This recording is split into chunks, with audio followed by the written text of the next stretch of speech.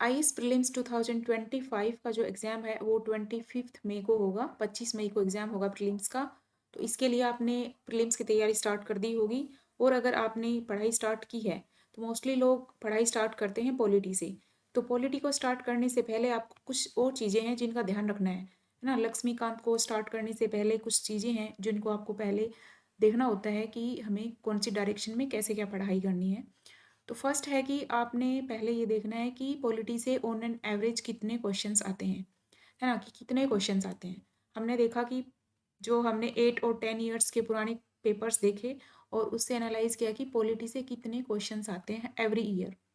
इससे हमें आइडिया आएगा कि पॉलिटी का वेटेज कितना है।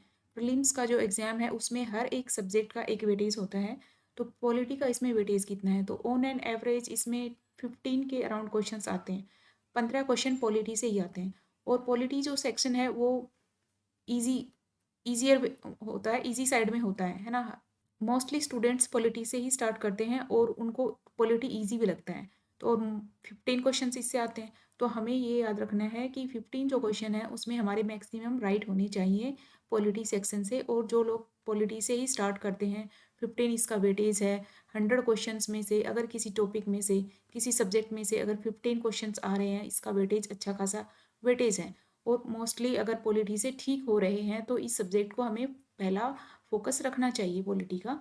तो हमने देख लिया कि ऑन एन एवरेज पॉलिटी से हमें कितने क्वेश्चन मिलते हैं, 15 मिलते हैं। ठीक है। सेकंड हमने फिर देखना है कि किस टाइप के क्वेश्चंस आते हैं। ऐसा नहीं है कि हमने पॉलिटी का लक्ष्मीकांत उठाया, वो फिर हमने ऐसे ही ब्लाइंडली उसको पढ़ना स्टार्ट कर दिया, एंड एनसीईआरटी उठाया और उसको भी पढ़ना स्टार्ट कर दिया। नहीं, एक डायरेक्शन में अपने को स्टडी करनी है, क्योंकि यहाँ बहुत कंपटीशन है ना। जो भी स्टूडेंट्स आ रहे हैं, इतने सारे स्टूडेंट्स आ रहे हैं, और अगर आप ब्लाइंडली स्टडी करोगे तो जो लोग डायरेक्शन में अपनी एक हर चीज़ को देखकर स्टडी करते हैं वो लोग आपसे एक एज पे होंगे, है ना? वो एक प्रॉफिट वाली एज पे होंगे। तो इसलिए आपको ध्यान रखना है कि पहले हमें देखना है कि कितने क्वेश्चन आए पॉलिटी से हमने, फिर देखा किस टाइप के क्वेश्चन आए, तो वो हमें पता चलेगा पीवाईक्यू से। जो प्रीवियस ईयर क्वेश्चंस हैं वो हमें देखने हैं। ठीक है। सेकंड हमें क्या देखना है? पहले तो हमने देख लिया कि इतने क्वेश्चन आए, वेटेज अच्छा खासा है पॉलिटी का, तो पॉलिटी से या हिस्ट्री से मैक्सिमम लोग स्टार्ट करते हैं। जिनका बैकग्राउंड ग्रेजुएशन में बैचलर ऑफ आर्ट्स रहता है तो उनके लिए तो ईजी होता है स्टडी करना, बट जो एमबीबीएस है या फिर आईआईटियंस हैं तो वो लोग भी स्टार्ट करते हैं, तो मोस्टली पॉलिटी या हिस्ट्री से ही स्टार्ट करते हैं। तो फर्स्ट हमने स्टार्ट कर दिया। सेकंड हमने देखा कि पीवाईक्यू हमने स्टडी करना है, तो पीवाईक्यू के लिए हमें बुक खरीद लेनी है, जिसमें जो टॉपिक वाइज एक बुक होती है जिसमें टॉपिक वाइज दिया होता है, एक में होता है ईयर वाइज होता है। तो ईयर वाइज क्वेश्चंस होते हैं कि आपके ये ईयर का है प्रीलिम्स वाले क्वेश्चन। दूसरा टॉपिक वाइज होता है, वो ज़्यादा इजी होता है। कि जैसे फंडामेंटल राइट है, ये वाला टॉपिक है, इसमें फंडामेंटल राइट में जितने भी क्वेश्चंस आए हुए हैं वो सब गिवन होते हैं। तो हमें क्या करना है, इसमें हम फंडामेंटल राइट जब पढ़ेंगे, और ये पहले हम पीवाईक्यू कर लेंगे फंडामेंटल राइट का और फिर उस टॉपिक को उठाएंगे फंडामेंटल राइट को, तो हमारे लिए उसको ईजी हो जाएगा कि हम देख लेंगे ये वाले क्वेश्चन आए हुए हैं, इस टाइप के क्वेश्चन यूपीएससी पूछ रहा है, तो उसी डायरेक्शन में हम अपना रीड करेंगे। अगर हमें लगेगा कि जैसे फंडामेंटल राइट है, उसमें से इजी इजी पूछ लिया कि मतलब दो चार फंडामेंटल राइट दे दिए और पूछ लिया कि ये वाले फंडामेंटल राइट हैं या नहीं है, या फिर कोई एक पर्टिकुलर जैसे आर्टिकल 21 दे दिया, उसमें से कुछ दो तीन स्टेटमेंट दे दी कि ये वाले इसमें आता है या नहीं आता है, तो हमें इससे ये आइडिया हो जाएगा कि किसी टॉपिक में से किस टाइप के क्वेश्चन पूछे जाते हैं, कितनी डेप्थ में पूछे जाते हैं, है ना? ईजी पूछे जाते हैं या टफ पूछे जाते हैं, किस टाइप के पूछे जाते हैं। इसलिए हमें टॉपिक को पहले देखना है, और इसके लिए हमें पीवाईक्यू देखना पड़ेगा।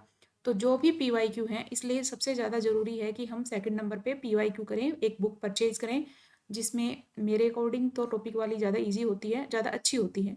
तो पीवाईक्यू देखें। पॉलिटी का उठाया, पॉलिटी स्टार्ट कर रहे हैं तो पहले पीवाईक्यू किया पॉलिटी का, देन फिर हम एनसीईआरटी और उस पर आएंगे लक्ष्मीकांत पे। तो फिर हमने एनसीईआरटी को रीड किया, ये बेस बना लेते हैं एनसीईआरटी को, क्योंकि इसमें से कई बार डायरेक्ट क्वेश्चन भी पूछ लेता है एनसीईआरटी से, तो ये भी ज़रूरी है एनसीईआरटी, जो 9th 10th 11th में जो एनसीईआरटी हैं पॉलिटी से रिलेटेड।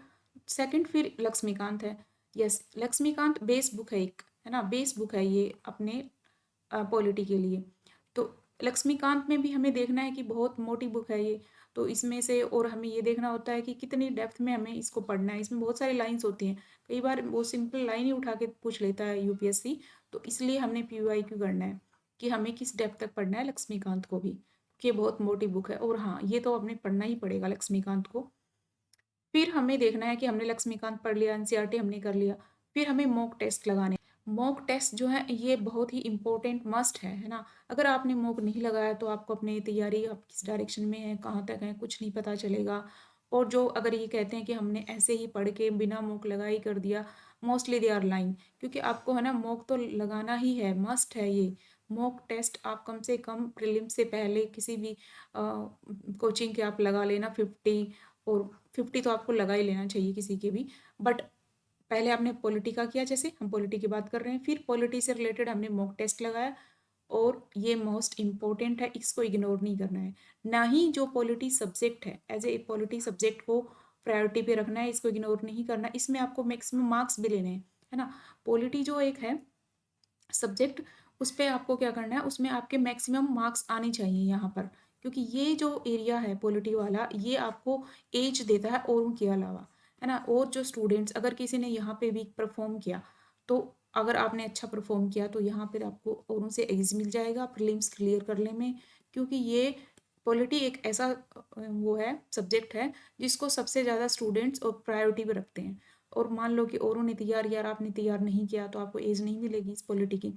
और इसमें से ईजियर भी क्वेश्चन आते हैं, ईजी क्वेश्चन होते हैं, क्योंकि जैसे करंट अफेयर है, वो तो होता है कि भाई किसी को आया नहीं आया, अगर टफ आया है तो ऑलमोस्ट सबके एक जैसे ही करंट अफेयर पढ़े हुए होते हैं, तो एक जैसी परफॉर्मेंस होती है। बट अगर आपने पॉलिटी को नहीं पढ़ा और मोस्टली लोगों ने तैयार किया हुआ है, तो यहाँ पर आपको एज नहीं मिलेगा। ये समझ लो कि अगर पॉलिटी को इग्नोर किया ना, तो आपका प्रीलिम्स क्वालिफाई नहीं होगा।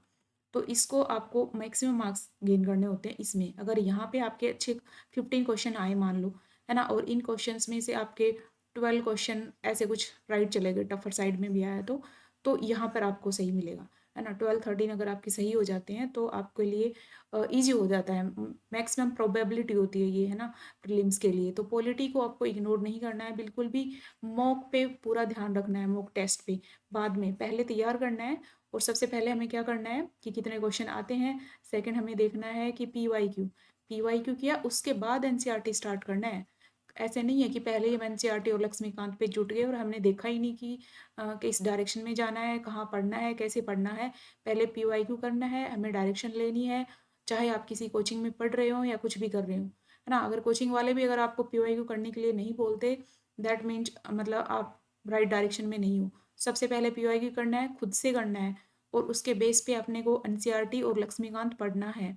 उसके बाद मॉक लगाना है। ओके, तब जाके आपको ऐसा लगेगा कि हाँ, मेरी तैयारी सही डायरेक्शन में है और मैं प्रिपेयर्ड हूँ प्रीलिम्स देने के लिए। प्रीलिम्स के लिए अभी नवंबर है, दिसंबर, जनवरी, फरवरी, मार्च एंड अप्रैल और मई में एग्जाम है। तो मई 25 को तो एग्जाम है ही, तो इसको तो आप रहने दो, क्योंकि यहाँ पे सिर्फ रिवीजन होगा मई में और कुछ नहीं हो सकता।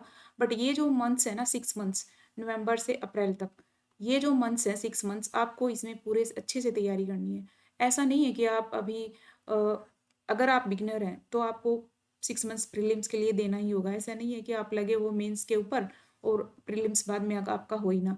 तो अगर आप बिगनर्स हैं तो प्रीलिम्स के लिए अभी से लग जाना है, या फिर आप मतलब 2-3 अटेम्प्ट्स आपने दे दिए हैं और आपका प्रीलिम्स क्वालिफाई नहीं हो रहा है, तो भी आपको प्रीलिम्स के लिए तैयारी करनी है, मेंस की नहीं करनी है। प्रीलिम्स क्वालिफाई होगा तो ही मेंस में अपेयर होंगे। अभी आप मेंस में लगे रहें, एंड में आपके पास इतना टाइम होता नहीं है, क्योंकि प्रीलिम्स के लिए काफ़ी सारे सब्जेक्ट्स पढ़ने हैं और उसके साथ साथ हमें क्या पढ़ना है, करंट अफेयर्स। आप चाहो या ना चाहो करंट अफेयर्स करना होता है, क्योंकि कुछ डिसाइड ही नहीं होता। करंट अफेयर्स कभी ज़्यादा पूछ लिए जाते हैं, कभी कम पूछ लिए जाते हैं, और बहुत ज़्यादा करंट अफेयर्स होते हैं। तो 6 मंथ्स मिनिमम लगना कोई बड़ी बात नहीं है प्रीलिम्स के लिए। ये आपका 1 ईयर और 1 अटेम्प्ट डिसाइड करता है प्रीलिम्स, तो इग्नोर नहीं कर सकते। और 6 मंथ्स के लिए अभी से तैयारी करनी है, क्योंकि एंड में जनवरी से तो कम से कम आपको मॉक स्टार्ट कर देना है।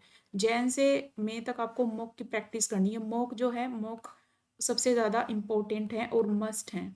यहाँ आपकी प्रैक्टिस होती है, यहाँ कॉन्फिडेंस गेन होता है आपको कि प्रीलिम्स आपका होगा या नहीं होगा।